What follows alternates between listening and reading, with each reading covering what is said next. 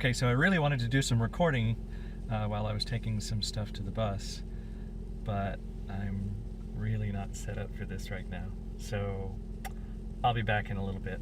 So I made it, and I didn't wreck or anything. But you can see from the dash, maybe, that I really don't have any room for a camera. So let's go see what Faye's doing. It's really cold today. I know some of you up in the north or whatever will be going, ha ha ha, that's not cold. But it was actually a little warm yesterday. I'm gonna switch hands, so we'll rotate you around. There.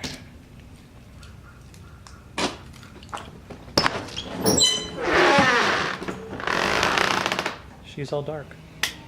There, have a little bit more light.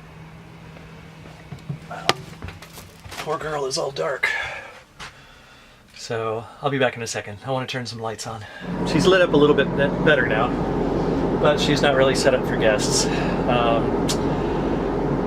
Let me see if I can fix that. Hi everybody, welcome to our bus. And I have an announcement to make. Not everybody watching this will have heard, but we have decided on her name. Her name is the HMS, okay, I added that, Morgana Le Phaeton. And the last word is also the model of the bus. And the rest of it is because Susan and I were heavily influenced by Once and Future King and me with King Arthur and that sort of thing. So it's sort of based on Morgana Le Fay. And we also kind of like the name Faye for like Faye Ray. So anyway, we call her Faye. And if you're feeling formal, you can always use her full name. So, what have we been doing? Since the last time you had a walkthrough and you got to see me smack her awning into a steel support, we took her on a short trip to a nearby lake, Lake Lavon, just for a couple of days. And that was really nice. It's really pretty out there. We were almost right next to the lake, within a short walk to it. Chip enjoyed it. He really liked leaving the bus still. But we got him to enjoy coming back into the bus while it wasn't running by giving him treats whenever he came back in. He became a near master at launching himself up the steps, and it was really pretty. It was kind of cold. I wish that I had brought both my leather jacket, which I was looking at the temperatures going, oh, I don't need a jacket.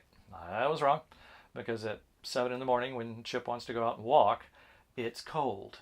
And it was a little windy, so that made things a little colder. And then I thought, I don't need to bring my slippers because on the rental, I never wore them. And now I wish I'd done that too, because when the temperatures outside are, what were they? In the mornings, they were something like 40, 45. The floor is really cold. So someday we may actually get a skirt that'll help keep the wind out from beneath her skirt. What else? So the first night, we were there, we got all set up, and that was uneventful. Susan helped me back into the spot, and that was also uneventful. Wasn't perfect, but that'll come with practice. So, hadn't had a shower, decided to shower, and I'm soaping myself up, got shampoo in my hair, and Susan starts to yell, "There's water in the kitchen!" And sure enough, water had gone from the shower, through our bedroom, which you can see behind us, all the way to about here. And it wasn't a ton of water, but it was enough that it was alarming. I jumped out, dried off as best I could, finished rinsing my hair in the sink. We mopped up everything and took a look, and yeah, sure enough, behind the shower was just water everywhere. Interesting thing, in this bus, they love to put electrical things underneath water valves. Tiffin, why do you do that? So, for example, underneath that is the controller for the toilet that's in our bathroom way in the back, which has to have a pump because the black tank is behind me. So there's no place, you wouldn't want it to just sort of naturally flow. Anyway, it shorted out the controller, but fortunately didn't kill it. I thought it killed it, but no, it just wasn't working until it had dried out again. So hopefully that won't be a problem in the future.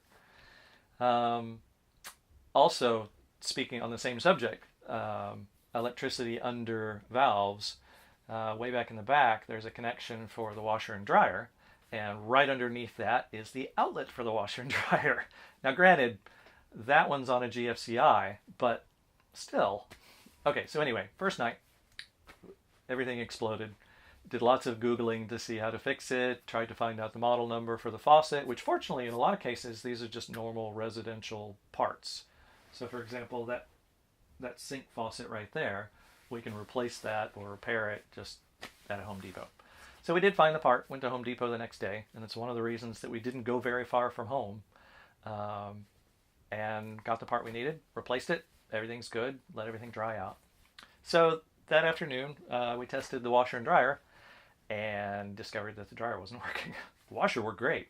Fortunately, it was a sunny, windy day, and we hung everything out on the line, which the previous owners had sold with the coach. And then started Googling how to repair the dryer, what sort of problems went with it. Wasn't able to do anything during the weekend. We also discovered two more things. The ice maker wasn't working. So, these are things that we're going to run into being in an RV. Everybody who's done it for any length of time knows that. I hope that this doesn't happen regularly, at least not so regularly that I can't get some downtime in between. So the ice maker wasn't working. Couldn't find out, what might be wrong with it, other than, hideous repairs that we would have to do. We did find out that the ice maker on the fridge loves to die. That's a common problem that we found online. And that the dryer doesn't so much love to die, but if you don't keep up with cleaning up the lint, it will cause the heating element to overheat and it'll shut down, but it may also kill the temperature sensor, which will keep it from ever heating again until you replace the sensor. So what else? Also the recliner, the support for your legs when you recline, just suddenly on our last night went sproing, and we couldn't get it to lock back down. That's when we discovered that the screws in that had stripped. So that was a repair that needed to be done. And also there was a door behind the camera that the screw threads had stripped on, so I had to repair that. So we had a nice list of things to take care of when we got back from our little trial run. So the following week, I spent going back and forth, pulling the dryer. Here's a picture of what it looked like before, during, and after, and then just repairing all those little things. Fortunately, the people at Westland, which is the U.S. distributor for the dryer, were very helpful. I was able to call them up, order the new heater element and thermostats. It did take a while to get here, but whatever.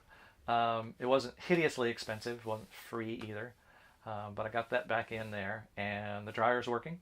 Also was able to order a new ice maker from Amazon for the refrigerator. Ice maker's working.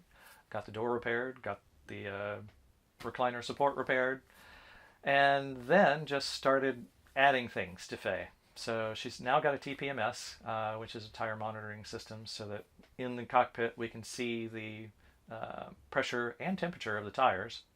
And I now know that there's a slow leak, which is one reason why I found that the tires were low last week. Other little things, we're still trying to outfit her. That's not going to stay there. But we're trying to figure out, stuff in the house that we can use here. So that's here. There's a couple other things in the cabinets that you don't really care about.